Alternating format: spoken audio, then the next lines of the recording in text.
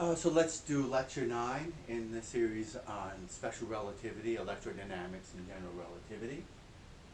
So here we want to discuss magnetism in the lab, the discovery of relativity, and the way forward. Well, there'll be two parts to this lecture, and in the first part we'll be emphasizing magnetism in the lab. Now the problem we want to address is a very simple one. We all have played with magnets. We know that they exert considerable forces in ordinary lab situations, even in playground situation with horseshoe magnets. But we've also seen that magnetic forces are consequences of relativity. We've seen in a lot of our formulas, of course, that magnetic fields fall off like 1 over the speed limit squared. Well, that makes sense, because if the speed limit goes to infinity, magnetic forces have to go away to conform with Newtonian mechanics. But still, how can it be that magnetic forces are big in the lab if they're relativistic and all the velocities that we're dealing with in the lab are small? This is a point made very nicely in the book I reference in the textbook by French. Okay, we want to just review one of his calculations here, because I think it's quite illustrative. So the idea is to use the very simplest fundamentals of relativity to calculate the magnetic force in the picture that actually started this lecture series. The idea of two charges running parallel to one another and experiencing forces between them. Well, here we'll take it a little bit more realistic situation, but basically the same, because I'm going to want to actually calculate numerically what the forces are in those situations. Okay, now this result that magnetic forces are large, but their relativistic effects is a counterexample to the common belief you see in the literature that relativistic effects are only there and only important if you're dealing with a problem with velocities comparable to the speed of light. Well, that's really a very stupid comment, isn't it? Isn't that stupid? I mean, because relativity was discovered at the turn of the century. Accelerators weren't made until the 1930s. The discovery of relativity came from Maxwell, okay, and Maxwell's equations, okay, and experimentally the experiments of Ampere, Faraday, and others, and all of those experiments had nothing to do with high velocity charged particles. They didn't have the technology to do it anyway. They just had currents in wires, something that, of course, Newton didn't have available to him in his day. If Newton had wires and currents available to him, he would have discovered relativity. Okay, but of course that was not the case, and science had to wait until the experiments of Ampere and Faraday to get the properties of the electromagnetic field, and then Maxwell came along and discovered that the laws of electromagnetism were different than those of Newton. There was a clash, and Einstein recognized that the ways of Maxwell of electromagnetism told us the rules of space-time, and relativity was born, of course. So it was just so relativity was born in a world, okay, which only had, in which the charged particles and other particles only moved very slowly compared to the speed of light. But you had light, okay. So you had electricity and magnetism. You had electric and magnetic fields, and the rules for those, of course, sensitive to the speed limit, naturally, okay, and so that's how relativity was founded, not by doing experiments with high velocity particles. Okay. Now, to illustrate relativity effects, these days, of course, it's easy to refer to high energy collisions. Okay. And of course, high energy collisions teach us a lot more than just Maxwell's equations, and we'll say some words about that. But we've already seen that, right? We studied high energy collisions and saw that they bring into play new ideas, okay, which go beyond Maxwell. We saw that there was creation and destruction of particles. Okay, there was pair production in the case of electricity and magnetism. Okay, and pair production in the realm of quantum physics leads to nonlinearities in electricity and magnetism, something that's not in Maxwell's equations, but something that we're headed for as we continue our journey. We're not satisfied with, in the long run, with classical relativistic fields, classical relativistic physics. We've got to do the real thing, and the real thing is quantum relativistic physics. Okay.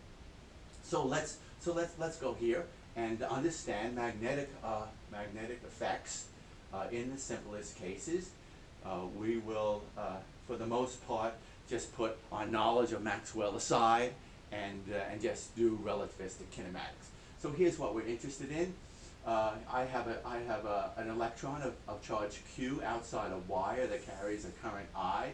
It's a transverse distance b apart. I choose the velocity of this electron to match the velocity of the electrons in the wire, because that'll give me simpler kinematics. The more general cases, of course, naturally done in the text. I blame the text for everything.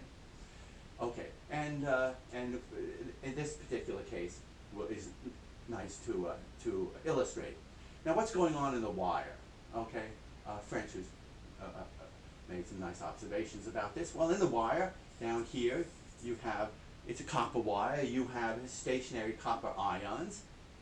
Each ion has donated a single electron to a conduction band, and the electrons are moving along the wire at a velocity v, as shown here. The distance between the coppers in the lab frame is called L0. Now, L0 is also the distance between the moving electrons in the lab frame. And why is that? Well, I just measure outside the wire that the wire is electrically neutral. Okay, so that the charge densities of the coppers and the electrons have to cancel, and they can only do that if on average the distance between the electrons is the same as the distance between the coppers. Okay, so we're making a simple classical model of how electrons move through wires. Okay, so this is a kind of idealization, but it's appropriate to the discussion here, which is classical physics. Okay, now what we're going to want to do in this calculation is to calculate the force on this electron in the frame in which it's at rest. Okay, I know immediately, because I know Ampere's law, that there's an attractive force between the wire and the moving electron. I know it's magnetic in character. I would just write down Ampere's law as an integral expression. Okay. In the textbook, you'll use Stokes's theorem and show that from Ampere's law you get the statement that the circulation of the magnetic field around the wire is equal to the current going through it. Well, actually, I should say proportional. Depends on your units, and the details are given there and given in our equations here. Circulation of the B field is the line integral of the B field around a curve. We could take a circle going around the current I, and I can therefore, since the B field is only going, it will circulate around, and the distance is called B, the transverse distance. I can do the integral and see that there's a B field in this case which is coming out of the board. I can calculate its magnitude. I calculate the force in the lab on that electron, but I don't want to do it that way. Now, I'll check that it all works out later. I don't want to do that. I want to calculate the force in the frame in which that electron is at rest. Okay, Okay, because I know by definition then, in the frame in which the electron is at rest, the force has to be purely electric. Magnetic forces are proportional to the velocity of the particle. And if I choose a frame in which the particle is at rest, instantaneously at rest, then that force will be zero. Okay, so let's take a look at the world paths of the electrons and the copper ions in the two frames. So I make a Minkowski diagram. Here's T, here's X, okay, and here my coppers in the X direction, and their world line in the lab, okay, in the lab frame. They're at rest in the lab frame with just vertical lines, and I've shown them here for 3 coppers. Okay, so that's simple. Now I want to put the coordinates on this picture for the frame in which this electron, okay, is at rest, and so that's a t prime axis over here and an x prime axis over here. Okay. Okay, and on my picture here, I have denoted the world paths of the electrons tilted through the angle theta. Okay, tangent of theta is v over c as usual. Okay, and so they're shown here. Okay, so now I want to understand what's happening in the rest frame of the electron, and I can do that by looking at the Minkowski diagram. Okay, the lines of constant t prime are parallel to the x prime axis. They're inclined at an angle theta here, and so I've shown that here. And so I've shown in the Minkowski diagram where the world paths of the coppers pierce the line of constant t prime. It does so here, here, and here. And then I've shown where the world paths of the moving electrons, those moving in the lab, pierce the x prime axis, and that's here and here and here. So I take a look at that, and I see that in the Q's rest frame S prime, the distance between the coppers, I'm calling that L plus, naturally enough.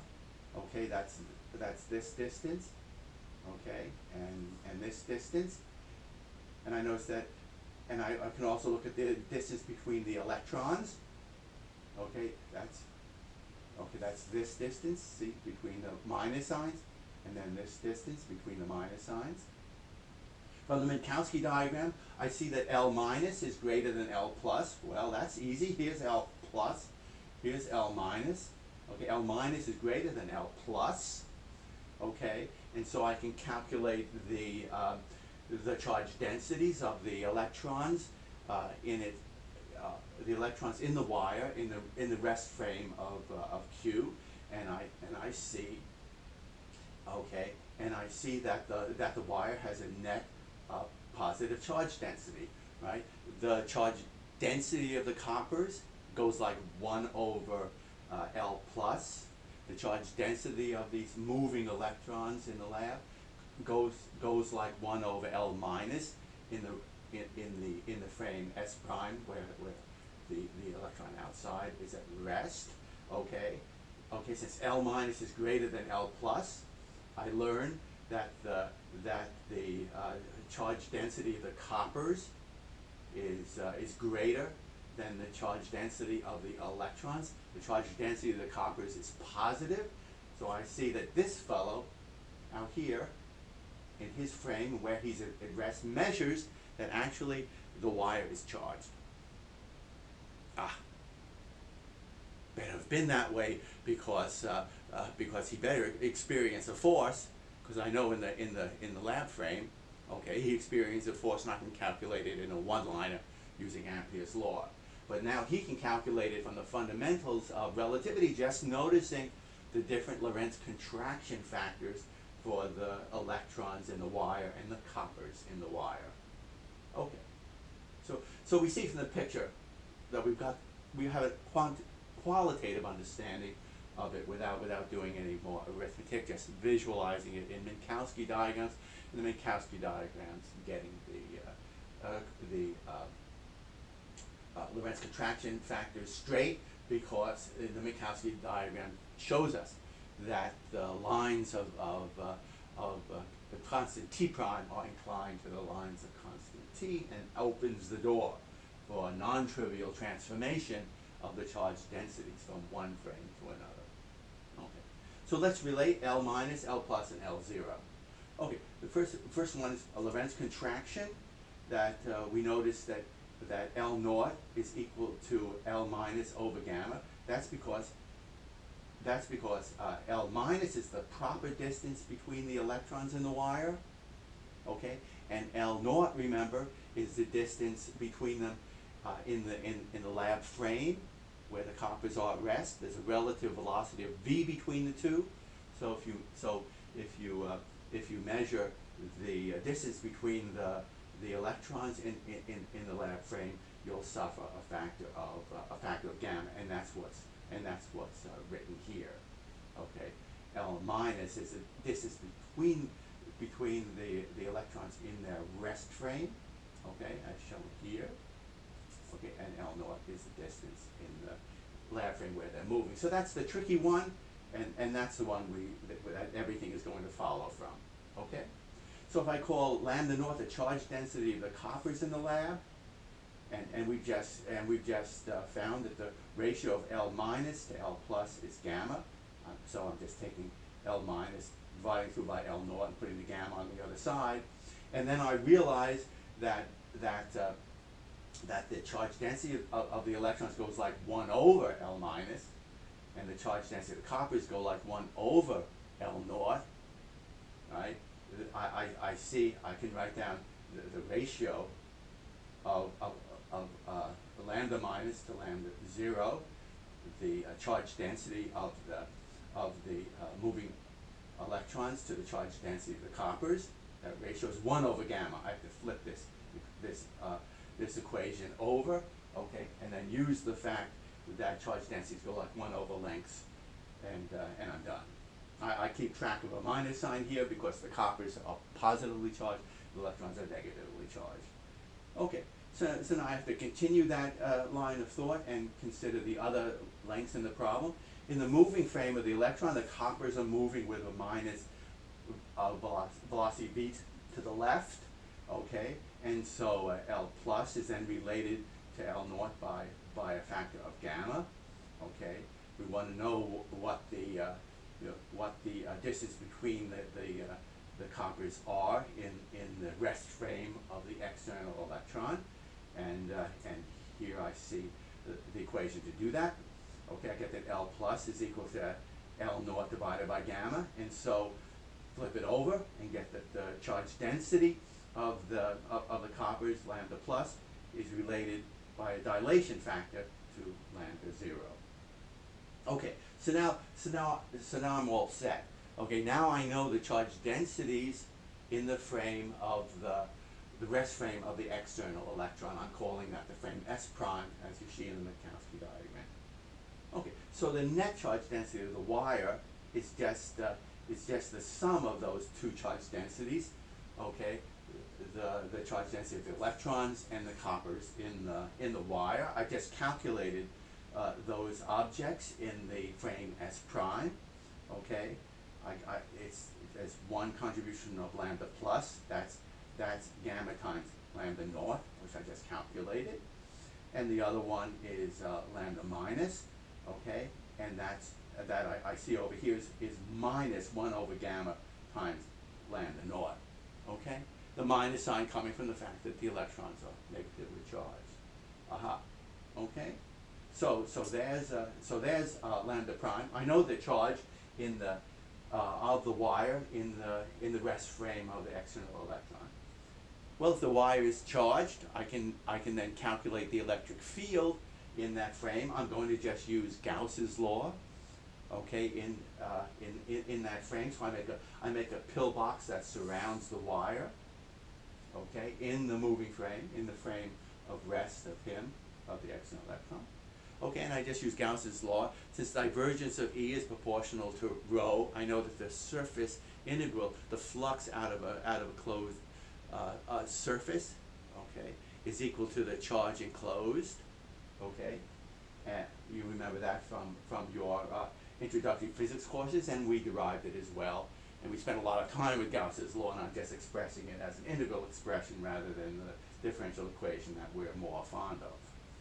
Okay, so here I set up a pillbox here, and I write down Gauss's law as an integral expression, as we did early on when we were playing with Coulomb's law.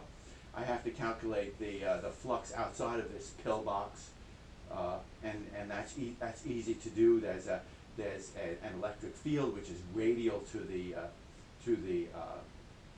wire that has a charge density of lambda prime in the frame S prime. Okay, and so this flux is then just the surface area of the pillbox, 2 pi b times h prime. It's just a little cylinder of height h prime and radius b. Okay, so the left-hand side is just prefactor, the area, and e prime. And on the right-hand side, I have the charge enclosed. That's just the charge density times the length of the pillbox. That's h prime. H prime disappears from the calculation. I solve for e prime, and e prime goes as 2k charge density over distance. And that's a familiar expression. Okay, you have a wire with a charge density y is straight, then the electric field falls off like 1 over the distance from the wire, and it's proportional to the charge density of the wire. Okay, so I can calculate the force in the frame in which the external electron is at rest, and that's what I did here. So F prime in the y direction, that's not y, some transverse direction, is just that. I calculated the electric field, now I multiply by Q and I'm done. And now, what was lambda prime? Lambda prime was lambda 0, that's the charge density of the coppers in the wire in the lab frame, and I get the factors of gamma that are so critical to this calculation. I get gamma minus 1 over gamma. I pull out a factor of gamma, so I have 1 over gamma squared. Okay, well that's just a fancy way of writing 1 minus v squared over c squared. Okay, and then 1 minus this, so the 1's go away, and I get v squared over c squared, gamma, and then these other factors that account for the electric field and the charge. Okay. I'm not done. I want the force in the lab frame, right? Force in the lab frame. Well, I know how force is transformed from one frame to the other, but I don't need all that fancy stuff here because of the simplicity of this illustration. So I can just write down the force in the prime frame as just the rate of change of the momentum in the prime frame, and then I can relate the numerator and denominator to expressions in the lab frame.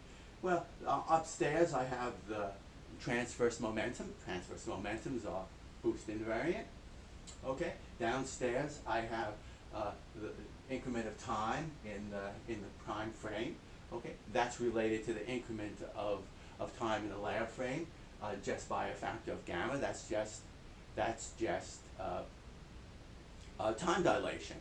Right? My particle is at rest in the prime frame, okay, and so it's moving in the lab frame with a velocity v. So its clocks are detected to run slow in the lab frame. Clocks are moving relative to the lab frame by a speed of gamma, and so I have Lorentz.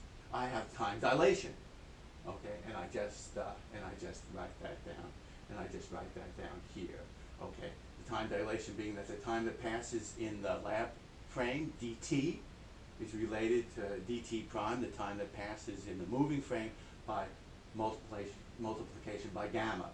So that's why it appears downstairs on the right-hand side, okay, because it's the time in the prime frame that's being dilated to the time in the lab.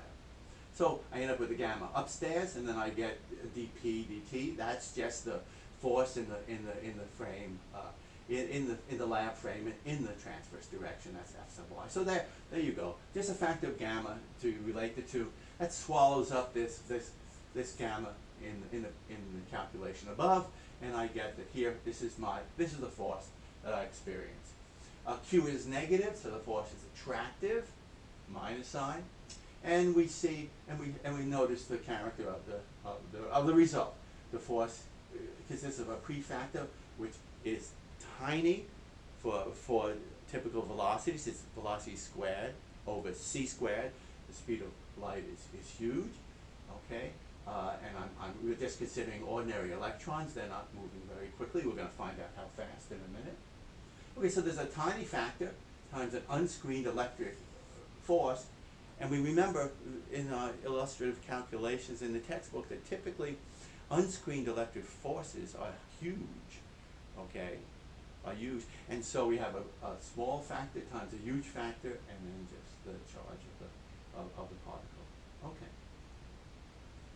So that's our answer. Let's check that we could get that by using more sophisticated methods, just Ampere's law.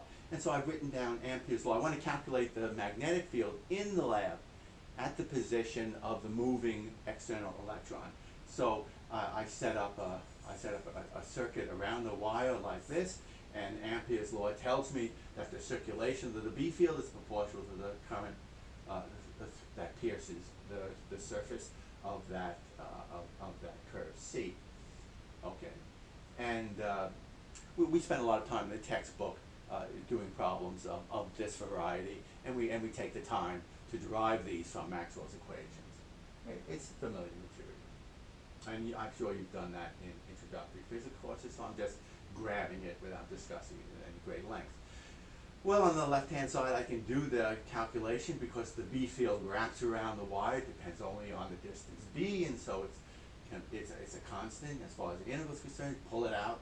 I get then just that's the integral of the length of the curve around the circle. That gives me a 2 pi b, little b times b, and that's equal to 4 pi k over c squared, just the factors of Ampere's law, I. And so I get the B field. Okay, 2k current divided by c squared b, c squared again. Now what's my current? Well, my current is just my charge density of the moving electrons in the lab. The moving electrons have a charge density of minus lambda naught. Remember, lambda naught is charge density of the stationary coppers, and the moving electrons cancel it off. Okay, and so putting that in, I get B field like this. I have now a V upstairs and a lambda naught upstairs. Then I want to calculate the force on the external electron, so I just whip out Lorentz force law. It says Q is equal to V cross B. Okay, it's attractive, right? B is around and out of the picture. If my external charge is up here, it's moving. That charge is moving to the right. Okay, and so V cross B is down, pointing toward the wire. It's attractive, and what's its magnitude? Well, just here I know B, I know V. They're perpendicular to one another, so there's no sign of an angle there. Okay, times Q, so force is V, B, Q, put it together, and I get this answer, and that's the same answer I had up there. So this is the conventional way you would do the calculation. Here's an unconventional calculation to do the same thing, but it teaches us, okay, that the magnetic field, the source of it in this particular geometry is Lorentz contraction, right? We got a non-zero value for the charge density of the wire when observed from the perspective of the moving external electron. Okay, it went like gamma minus 1 over gamma. Okay, Lorentz contraction factors, and that's what led to the magnetic field. Okay, that's the statement that relativity, Lorentz contraction, is responsible for the magnetic field. Now you'll take different configurations, of course, and different examples, and you'll find that other aspects of Lorentz transformations give rise to magnetic field. It's not always that it's Lorentz contraction. That's just special to the frames I've chosen here. What's universal is that the Lorentz transformations give rise to the magnetic field. This is just an example of that, and I think it's a nice illustration. Now, let's say if we have two parallel wires, then we can redo the calculation. Now external to the first wire is a whole bunch of electrons moving with a common velocity, and so I just have to add up the forces on all of them to get the force on the wire, and that's straightforward to do, and I'll see that the force per unit length of the wire is 2k over c squared I squared over b, where the current is equal to lambda naught v in magnitude. Okay. You fill in the steps there. I've just done the case of one electron outside the wire. You'll just do linear superposition, sum over a whole bunch of electrons making up the second wire, and just get this formula. You see it has in common all these factors. It's just a little bookkeeping you'll want to do. Okay, but now the question is, and this is an interesting question, how big is the force per unit length? We see that it goes like 1 upon c squared. How does it manage to be big? You know, we pick up nails and things with an ordinary electromagnet, so we make an electromagnet with a wire and a current, okay, and we get considerable forces. How does that work out if you have this c squared downstairs? Okay, so let's take a numerical example here, and I'm going to pop through all the numbers, and this is reproduced in the textbook if you can't juggle all these numbers, because what I want to find out is how fast are the electrons moving in the copper wire that generates a magnetic field big enough for an electromagnet to pick up ordinary nuts and bolts in the lab frame. What's the velocity of the electrons in the wire? So I'll take a common situation here. I have to remember some numbers. Here's the number k that enters Maxwell's equations, the constant from Ampere's law, from Gauss's law. K is equal to 8.99, 10 to the 9th in MKS units. Let's imagine that these wires are 1 centimeter apart. Let's imagine that I is 10 amperes, just to set scales. Okay, then I can put those numbers in here and find that the force is 2 times 10 to the minus 2 newtons per meter. So 0.02 newtons per meter. Okay, well, a pound force is related to a newton by a factor of 4.45, and so that's a considerable force. It can bend wires, and I hope that you've seen in your lab experiments, you know, the fact that when you turn the current on between the two wires, that they bend and they're attractive. Okay, so it's a reasonable force. It's not huge. It's not small. It's just what it is. To make serious magnets for, let's say, the Large Hadron Collider, of course, you make the wires superconducting so they can carry lots of current, and you can pump up magnets that make magnetic fields in the Tesla region. Okay, several Tesla. Okay, so I'll take I is equal to 10 amps, and let's see what does that mean in terms of the electrons moving through the wire. 10 amps means 10 coulombs per second moving past a point in the wire.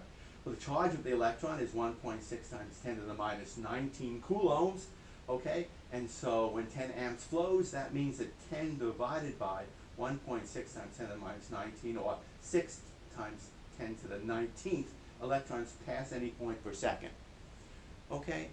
So that's what 10 amperes means in terms of electrons. A huge number of electrons, 10 to the 19th pass a point in the wire in the lab per second. Okay, but now I have electrons moving through the wire. Okay, what's the velocity of electrons in the wire going to be so that 6 times 10 to the 19th of them pass a point in the wire per second? What's V? Is it big? Is it small? What is it? Okay, so to do that, I have to mess around with the properties of copper. I have to know its density and things like that. So let's do that. So we have a cross-sectional area of the wire, which is 1 millimeter squared. Okay, that's 10 to the minus 2 centimeters squared. In 1 second, a volume of V times 10 to the minus 2 past any point in the wire. Okay, that's just a cylinder moving along. It has a cross-sectional area of the cross-sectional area of the wire. That's 10 to the minus 2 in my example. So V times 10 to the minus 2 is the volume that passes any point in the wire per second. Okay, so how much copper? How many electrons are in that? That moving cylinder. Once I know that, and I know the total number passing a particular point, I can calculate what the velocity is. So that's what I have to do here. And it takes me a little bit of work because I have to look up the properties of the density of copper. So I do that. I want to know how many electrons are in that volume. Well, I look up the molar mass of copper. It's 63.54. So I have 63.54 grams contains Avogadro's number, 6 times 10 to the 23. Okay. And I know that the density, I looked that up, it's 8.96 grams per centimeter cubed. So 1 centimeter cubed contains 8.96 divided by the number of grams in a mole to give me 0.14 moles.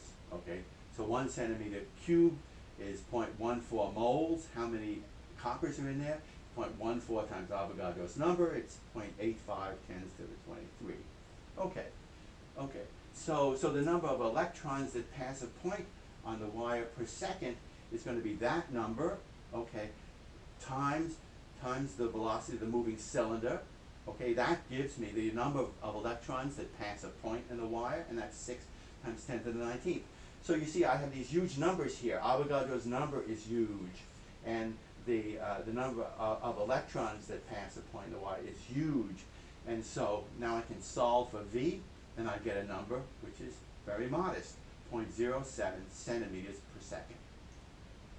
Okay, so that reiterates the fact you made a magnetic field in the lab frame with a wire of ordinary amperage, and the velocity of the electrons in it is very modest indeed, 0.07 centimeters per second. Okay, but that velocity was responsible for the magnetic field, and the magnetic field came from Lorentz contraction.